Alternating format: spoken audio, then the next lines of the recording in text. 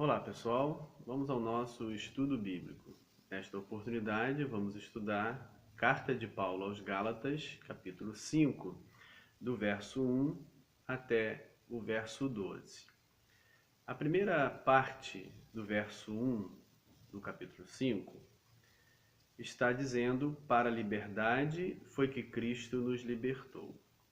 Com esta frase, fecha-se o argumento do trecho anterior, do verso 21 ao 31 do capítulo 4, onde Paulo, utilizando o método de argumento escriturístico, a partir das escrituras, interpreta alegoricamente a união de Abraão com as duas mulheres, Agar e Sara, mostrando que elas representam as duas alianças, a da lei, por Moisés no Monte Sinai, e a da promessa com Deus a Abraão, que continua em Jesus Cristo. Jesus Cristo, o verdadeiro descendente, como Paulo diz nesta carta, vai dar continuidade à promessa que Deus fez a Abraão, e que a lei funcionou apenas como um acréscimo provisório até esse tempo pleno, ou seja, quando chegasse a plenitude dos tempos, Deus enviaria seu filho, nascido de mulher, nascido sob a lei, para resgatar os que estavam ou os que estão debaixo da lei. Então, a conclusão da perícope anterior, de que somos filhos de Sara, somos o Isaque, filhos da promessa, conclui-se dizendo: para a liberdade foi que Cristo nos chamou. Dizendo aos Gálatas para que eles não se prendam novamente a um jugo que antes tinham no paganismo, prisioneiros da religião, aos deuses que não são, que não existem, os seus rudimentos, as suas regras, aos seus ritos, e agora querem voltar a essa prisão, não mais ao paganismo, às religiões que praticavam, mas ao judaísmo. E para isso Paulo diz a eles, ou por isso Paulo diz a eles, que voltar ao judaísmo, submeter-se à lei judaica, os deixariam na mesma condição que estavam antes, quando estavam adorando os deuses na sua religião pagã. Cristo os libertou, portanto, não voltem a essa escravidão. E aí, iniciamos então a parte B do verso 1 do capítulo 5. Permanecei, pois, firmes, e não vos submetais de novo a jugo de escravidão. Esse submeter-se novamente implica a colocar a submissão anterior que eles tinham no paganismo, na adoração aos deuses que não existem, no mesmo nível da submissão à lei de Moisés.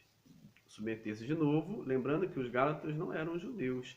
Antes de conhecerem a Cristo, eles eram pagãos, assim chamados, gentios, adoradores dos deuses.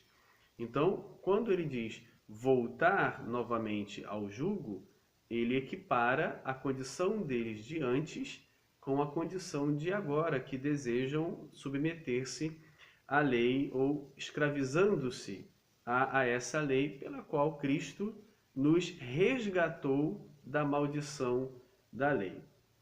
O verso 2, eu, Paulo, isso é bastante enfático, eu, Paulo, vos digo, se vos deixar de circuncidar, Cristo de nada vos aproveitará.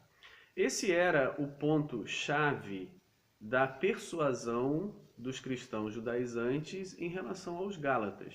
Mas a gente percebe na leitura da carta que essa persuasão, tentando convencer os Gálatas a submeter-se à lei de Moisés, não se restringia à circuncisão. A circuncisão é o elemento primário, é o elemento fundante. É a partir da circuncisão que se entrava na aliança, que se entrava na pertença ao povo de Deus. Então a circuncisão seria o primeiro passo.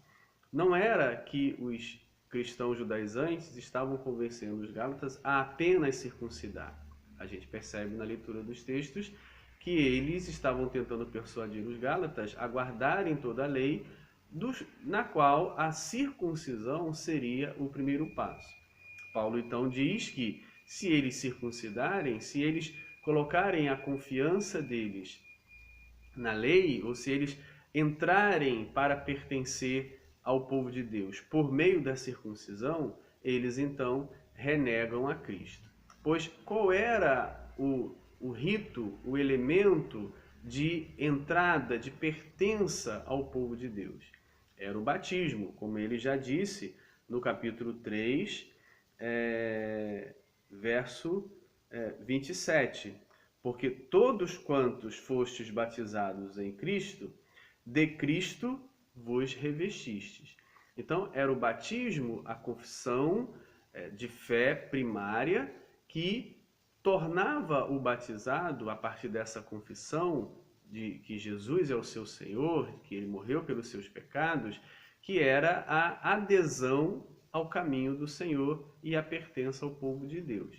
Bem, eles já tinham sido batizados, já estavam pertencendo ao povo de Deus, já estavam libertos das suas religiões pagãs e de todos os ritos religiosos que os aprisionavam, e agora desejam escravizar-se novamente pela circuncisão. Então Paulo coloca claramente para eles: o batismo é o marco de início da vida cristã liberta por Jesus Cristo.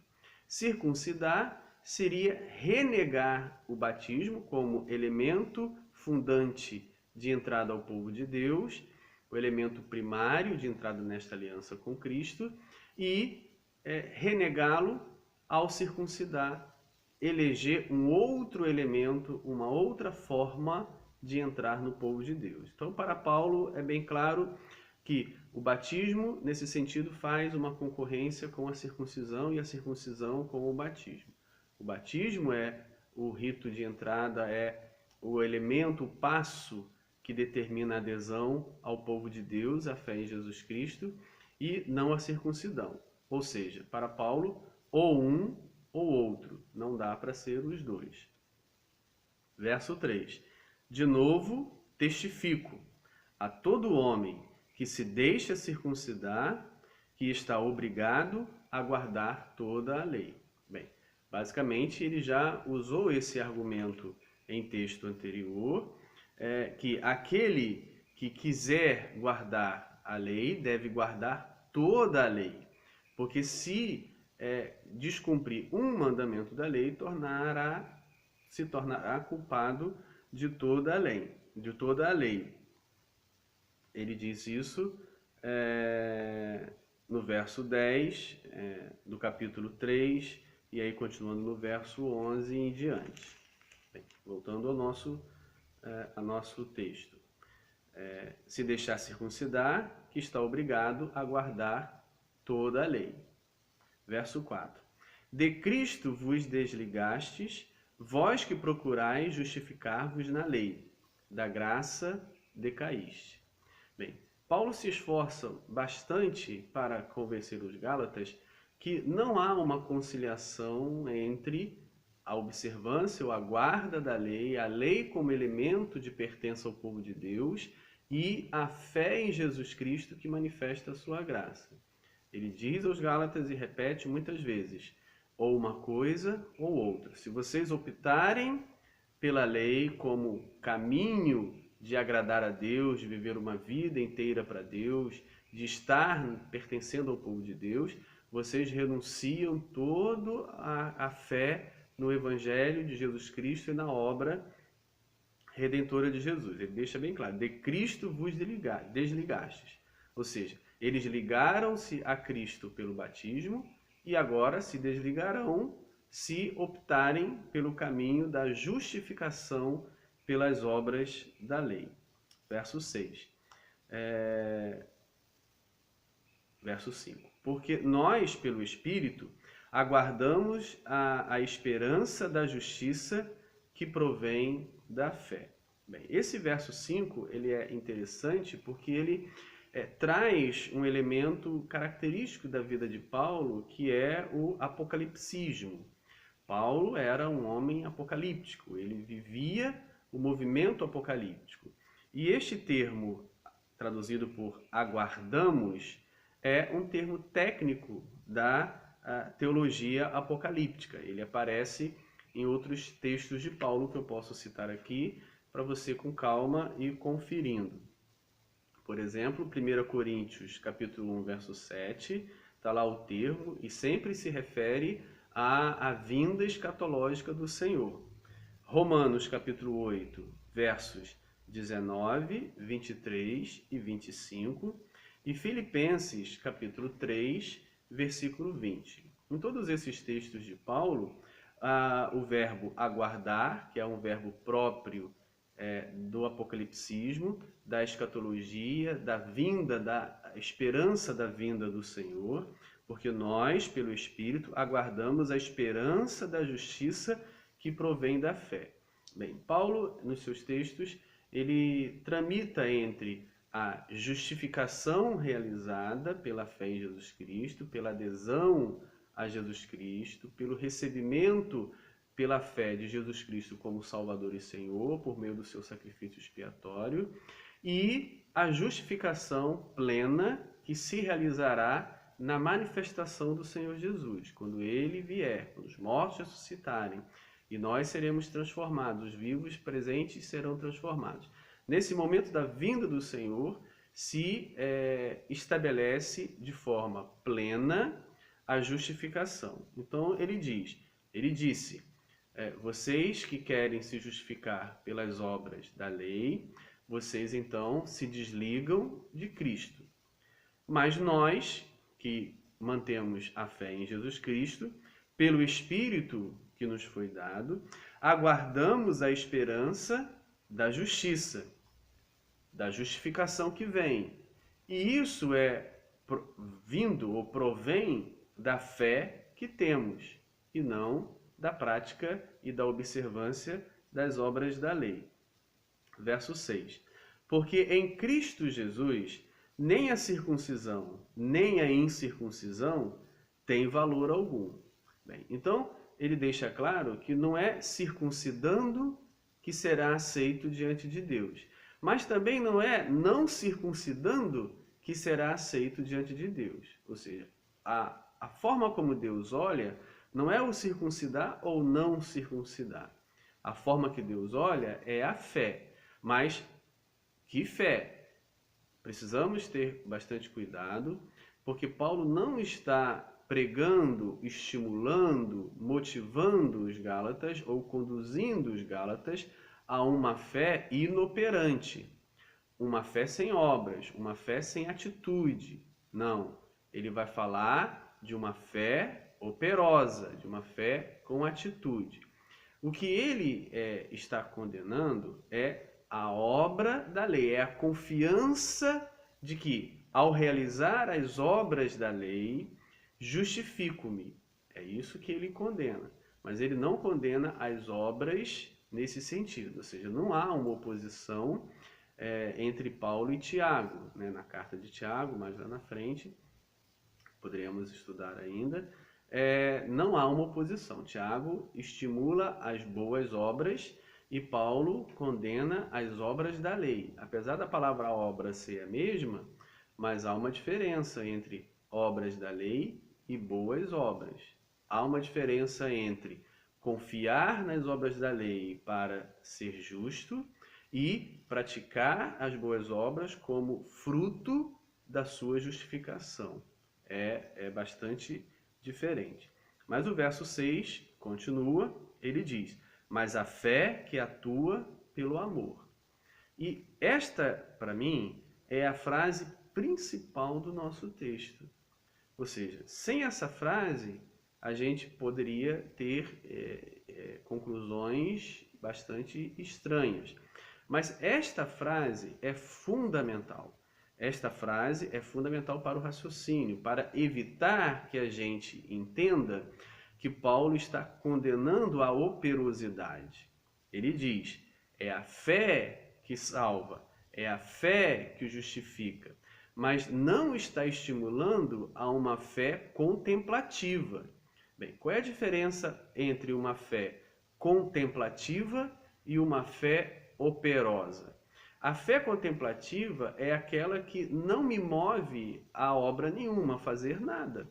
Ela apenas me leva à contemplação, à estagnação, à inércia. Eu creio, confio e isso não produz nada na minha vida, apenas uma confiança, uma fé intelectual, mas que não frutifica em nenhum resultado, em nenhuma ação. A fé contemplativa não é a fé que Paulo estimula. Ele estimula a fé operosa. Mas aí você poderia também pensar, mas guardar a lei, praticar as obras da lei, não seria também uma fé operosa, uma fé movida ou acompanhada de ações, de atitudes? Sim, nesse sentido está certo. Mas existe um detalhe importante que faz toda a diferença na lei, que estimula uma fé operosa, que leva às obras e à prática de alguma coisa. Nessas práticas que eram estimuladas e que os gálatas estão sendo seduzidos, o crente, ele volta-se para si mesmo. São obras para si mesmos. Por exemplo, a circuncisão. É uma obra que não beneficia ninguém, que não é dirigida aos outros. É uma obra que é dirigida a si. Guarda do sábado e todos os outros rituais, sempre voltado para si, para benefício de si. Isso é uma fé operosa, sim, mas uma fé operosa onde é conduzido para dentro da própria pessoa. O que Paulo está mostrando é uma fé operosa que vai para fora, que se dirige aos outros, que tem como alvo os outros. Por isso ele fala, mas a fé que atua pelo amor. Que fé é essa que ele está estimulando? A qual ele diz que por esta fé somos justificados, por essa fé aguardamos no Espírito a justificação na manifestação do Senhor. Que fé é esta? Uma fé que atua pelo amor. Com isso, encaixa exatamente com o que Tiago fala. A fé que produz, que gera, que tem como norte, que tem como caminho a prática do amor. Uma fé que não vive o amor, ela é uma fé inoperante, contemplativa, que não produz. Não é essa que Paulo estimula. Portanto, quando ele condena os Gálatas, ou aqueles que persuadiam os Gálatas, que diziam que se eles guardarem as obras da lei, eles serão justificados, e com isso estimulando uma fé, ou uma ação, ou uma fé operosa, é preciso ressaltar que esta fé operosa deles é voltado para dentro de si. A fé que Paulo fala é operosa também, não é contemplativa. E é uma fé que se dirige aos outros, pois ela atua pelo amor. É o que ele já disse, por exemplo, no capítulo 2, verso 20 e 21. Logo, já não sou eu quem vive, mas Cristo vive em mim. E esse viver que agora tenho na carne, vivo pela fé no Filho de Deus, que me amou e a si mesmo se entregou por mim. Não anulo a graça de Deus, pois se a justiça é mediante a lei, segue-se que morreu Cristo em vão. Bem, então, Cristo vive em mim. Esta é a fé operosa, que faz com que a minha vida resplandeça, realize as obras de Cristo, as ações de Cristo, o viver de Cristo. Veja, não é contemplativo, é o viver de que Cristo vive em mim. E se Cristo vive em mim, ele opera por meio de mim, ele age por meio de mim, ele produz obras por meio de mim. Então é importante observar a fé que Paulo coloca aqui para os Gálatas, a fé que justifica, é uma fé que atua pelo amor e não uma fé inoperante, contemplativa, que não produz nada. Continuando o verso 7. vós corrieis bem. Quem vos impediu de continuardes a obedecer à verdade? A partir do verso 7 até o verso 12, temos uma palavra bastante específica para a circunstância e vida dos Gálatas. Ou seja, tratará de uma forma bastante pontual as circunstância que se vivia naquele momento. A circunstância dos Gálatas. Por isso ele diz a eles. Então não é um texto genérico para todos. É para todos, traz lições para todos. Mas ele é bem pontual. Vós corrieis bem. Bem, então não está falando para mim e para você nesse sentido, a não ser que estejamos nas mesmas condições. Mas é para mostrar que nesse trecho ele abre um parêntese e deixa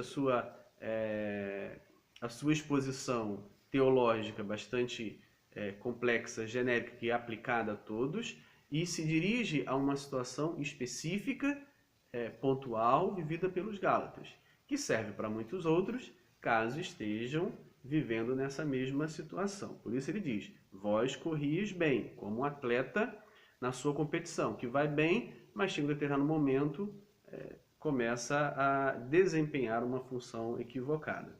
Vós corrieis bem. Quem vos impediu de continuardes a obedecer à verdade? Bem, então eles começaram bem, abraçaram o evangelho da fé em Jesus Cristo, receberam o Espírito Santo, produziram fé que atuava pelo amor, viviam a vida cristã, livres dos ritos das religiões pagãs nas quais viviam antes e voltados-se para os outros no amor de Jesus. Bem, corriam bem. Quem vos impediu de continuar a desobedecer à verdade? Esse quem não se refere a uma pessoa, mas é genérico no sentido de que um grupo de pessoas que já foi apontado na carta, que nós poderíamos chamar de cristãos judaizantes, que está efetuando essa mudança, que está produzindo esse efeito na igreja dos Gálatas. Então, quem vos impediu de continuar a desobedecer à verdade, ou seja, ao evangelho verdadeiro que vocês receberam? Esta persuasão não vem daquele que vos chama. Ou seja, esses cristãos judaizantes que estão convencendo os Gálatas a um evangelho alternativo, Paulo diz, não vem de Deus. Não é Deus que está agindo por intermédio deles. Não é Deus que está mudando as regras no meio do caminho. Né? Ele diz, esta persuasão, esta pregação, este ensino, este convencimento não vem daquele que vos chama, que vos chamou e que continua chamando. Não vem de Deus. Um pouco de fermento leveda toda a massa, ou seja, um pouco de ensino equivocado desses cristãos judaizantes estraga toda uma congregação, todo um grupo de igrejas. Né? Também vemos ele citando isso em 1 Coríntios, capítulo 5, verso 6. Podemos também citar Mateus 13, 53.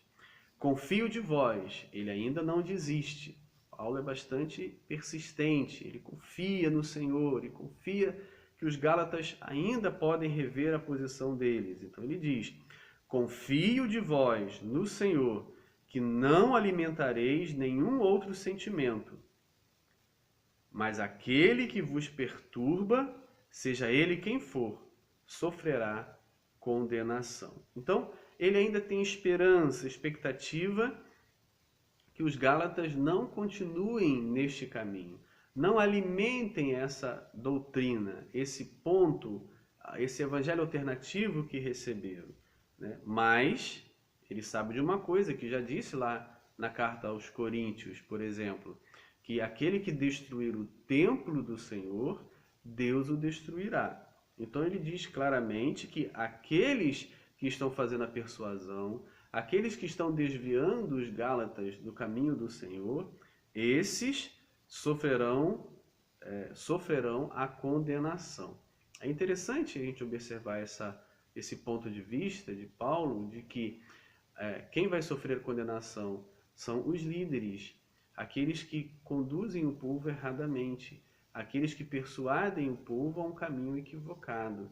É esses que sofrerão a condenação. Então, é muito interessante a gente observar a diferença entre aqueles que têm o conhecimento e que ensinam equivocadamente e aqueles que, de uma forma simples, se deixam guiar por esses ensinadores, por várias questões que poderíamos enumerar e que não vem ao caso aqui. Então, é importante salientar isso. Quem sofrerá dano são aqueles que vos perturbam, são aqueles que vos desviam do caminho correto. Verso 11. Eu, porém, irmãos, se ainda prego a circuncisão, por que continuo sendo perseguido? Aqui nós temos uma certa ironia. Paulo não pregava que a circuncisão era o caminho de pertença ao povo de Deus. Embora ele não fazia restrição aos judeus circuncidarem, às pessoas circuncidarem. O problema é quando a circuncisão se torna o elemento principal de pertença ao povo de Deus. O problema é quando a circuncisão é pregada aos gentios como elemento fundamental de pertença ao reino de Deus. Bem, nesse sentido, ele não concorda, mas ele era tolerante com a circuncisão, ele não via problema na circuncisão, a não ser que esta fosse utilizada como caminho de salvação, como meio de salvação. Eu, porém, irmão, se ainda prego a circuncisão, por que continuo sendo perseguido? Bem, também ele está dizendo, se eu continuo sendo perseguido, logo não prego a circuncisão. É uma forma de dizer aos Gálatas que esse tipo de ensino não faz parte do seu conjunto de doutrinas, da sua pregação evangélica. Porque ele está sendo perseguido. Se ele está sendo perseguido, logo ele não prega a circuncisão. Então, a gente lê como está e depois lê ao contrário. Eu, porém, irmão, se ainda prego a circuncisão, por que continuo sendo perseguido? Ou seja, se eu sou perseguido, logo não prego a circuncisão. Logo está desfeito o escândalo da cruz. Ou seja, se eu prego a circuncisão, não sou perseguido. Mas se eu não prego a circuncisão e prego que a salvação é por meio do Cristo crucificado, evidencia o escândalo da cruz. E então sou perseguido por causa do escândalo da cruz. Palavras essas que ele já disse aos coríntios, que o Cristo crucificado é loucura para os judeus, ou para os gregos, e escândalo para os judeus, escândalo para os gregos, escândalo para os judeus, desculpem, e loucura, escândalo para os judeus e loucura para os gregos. Essa é a posição, loucura para os gregos, escândalo para os judeus. Bem, é o que ele está dizendo aqui. Logo está desfeito o escândalo da cruz. Quem está perseguindo são os judeus. Quem está indo aos Gálatas são os judeus. Paulo é perseguido pelos judeus. E ele é perseguido pelos judeus por causa do Cristo crucificado, que para os judeus é escândalo. E aí ele finaliza no verso 12, numa palavra bastante específica, aquele grupo que persuadia os Gálatas, Oxalá, ou quem dera até, se mutilassem os que vos incitam à rebeldia. Bem, e aí há várias maneiras de entender essa provocação de Paulo, que aqueles que estão estimulando a circuncisão poderiam aproveitar e se mutilarem. E aí eles estariam dentro da lei condenados, porque na lei de Moisés, Deuteronômio 23, verso 1, por exemplo, diz que aquele que tem problemas, ou que é eunuco, ou que tem problemas genitais, estão impedidos de entrar na congregação, estão impedidos de pertencer ao povo de Deus. E aí, se eles então se mutilam, automaticamente eles ficam fora, eles transgridem a lei e ficam fora da pertença ao povo de Deus. Então, é uma certa ironia provocativa que ele faz. Oxalá até se mutilassem os que vos incitam à rebeldia. É claro que são aqueles que estão persuadindo os Gálatas, e ele deseja, se eles se mutilarem, por que não aproveitam e se mutilam? Uma certa provocação e palavra dirigida àqueles que estão trazendo tantos problemas e desviando os Gálatas do Evangelho da Verdade, do apóstolo Paulo trouxe a eles, como ele aqui combate na esperança de persuadir os Gálatas a voltarem à fé que uma vez abraçaram.